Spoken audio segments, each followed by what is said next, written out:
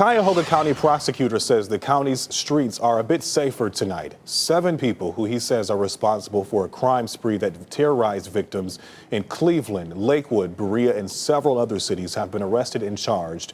News 5's Jesse Schultz joins us here in studio with surveillance footage of those crimes. Jesse? Yeah, Prosecutor Michael O'Malley says in the span of 2 months, these men went on a spree connected to at least 13 aggravated robberies in 5 cities. That's why finding them was top priority, because he suspected the violence and frequency of their crimes would only increase. Cuyahoga County Prosecutor Michael O'Malley scans through crime reports every day.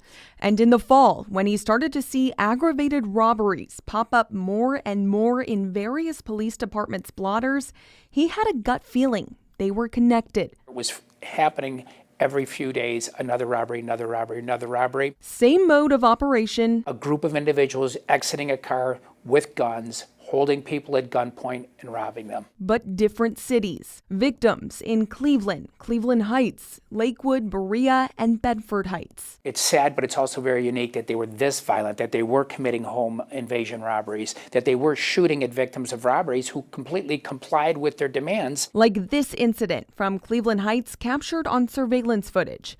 It shows a victim trying to run away and the defendant catching up to him, robbing him with a gun to his chest. And even though the victim complied, the other men in the getaway car fire several shots while driving away. Surveillance footage captured several other robberies in the days and weeks that followed.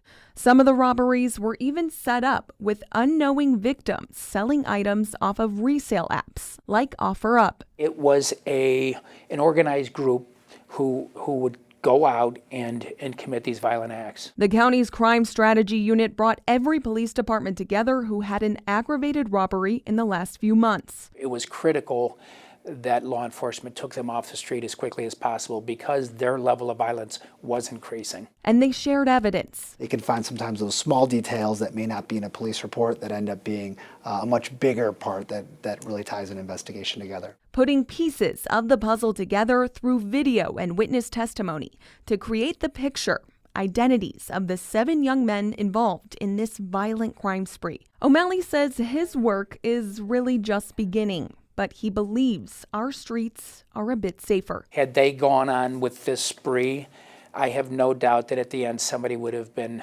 severely hurt or murdered. Now, there is a laundry list of charges in this case that include aggravated robbery, felonious assault, criminal conspiracy, and more. O'Malley says the 2 juveniles in this case will most likely be tried as adults because of the violent nature of these crimes. Delon. Chilling video there, Jesse. Thank you.